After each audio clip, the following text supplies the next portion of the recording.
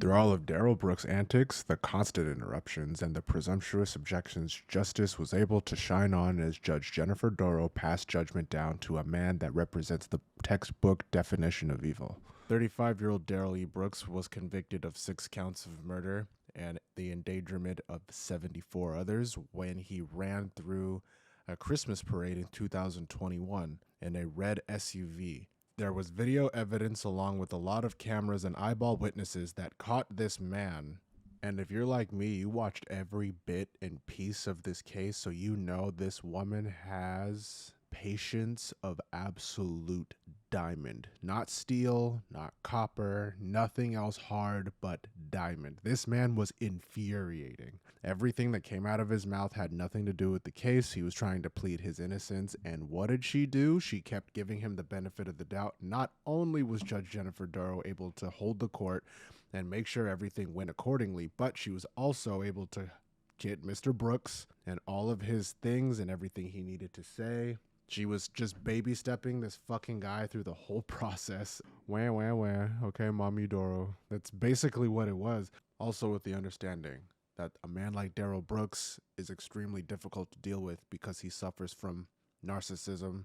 She was able to at least meet him halfway with some of his demands and make sure that the individual Daryl Brooks was heard out, even with all of his objections being totally ludicrous, or him throwing terms out and wanting something to stick, or him going back and forth with the attorney Opper on a few things. This whole case just shows that Judge Jennifer Dorow is a really good mom. And I know most of you probably didn't even see it that way, but that's my takeaway from it, because she sunned this guy. She sunned this man. She told him when to sit down. She put this guy in time out. She was caring to him. She gave him a smile once in a while. She made him feel like he was a part of the court. Guy had absolutely zero ground to stand on. None. Absolutely none. He wanted to represent himself. They had video evidence and eyeball witnesses saying how many people he ran over, who he killed. They had people on the scene that actually witnessed him doing this. And she said, you know what? This is still a case. I'm not going to be biased towards him. If I was just watching that, when I first started watching this case, I swear I didn't really know who, I had absolutely no idea who she was until she started to speak. And then I did some more research and it's like, okay, she's the judge. She's a judge in Wisconsin. I thought she came from like Arizona and flew in and wanted to do this case or something, because she was extremely neutral until the end. And I think that's the craziest takeaway about all of this. Obviously, I don't know how law works, because it was insane to me how she was able to keep her composure with all of this. Granted, you are a judge. Like, this is a part of a big portion of your responsibility is staying neutral, no matter how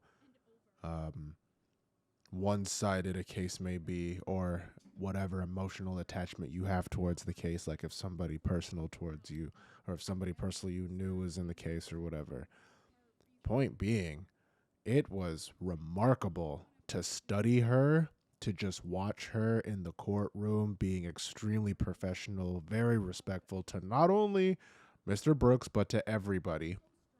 She wasn't giving him any special treatment, wasn't nurturing anyone.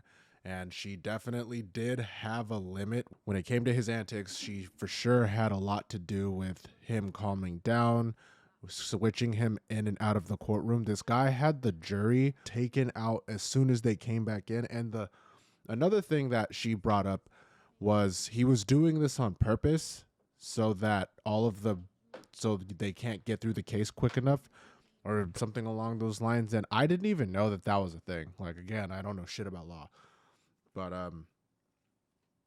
point being, dude, Judge Jennifer Dorow was able to hold her own against this goddamn lunatic. She was completely in control of the whole situation, even though if it ever looked like there was a point in time where she was lost, or that she was just letting Darrell get his mind off, or just she would give him too much time to speak. That's to walk out of here one day. It's like, yeah, the reality is, we have all of the evidence already. We're just doing this whole process because you wanted to. Make sure that the court was heard, listened to everybody's testimony, made sure that everybody got their word in edgewise. If there was ever some sort of like hiccup or laughing, disorderly conduct in the courtroom, she was very strict on you being removed. Like there was a guy that told Darrell to burn in hell, and she called him a piece of shit, rightfully so. But she had to remove that person. There was also somebody else that said, just shut the fuck up and let her speak, something along those lines. She removed him. Again, like everybody being very valid for these things, but we are in a courtroom. If you haven't paid attention to this case yet, if you haven't watched anything about Judge Jennifer Dorow, I highly recommend you just watch one through however high they go up to. I've just been watching them in random order. I'm a fiend. I can't get enough. Help, help, help, help, help, help. Anyway, happy you listen to this. Judge Jennifer Dorow, my salute to you. You are a very amazing person, and I hope you know that.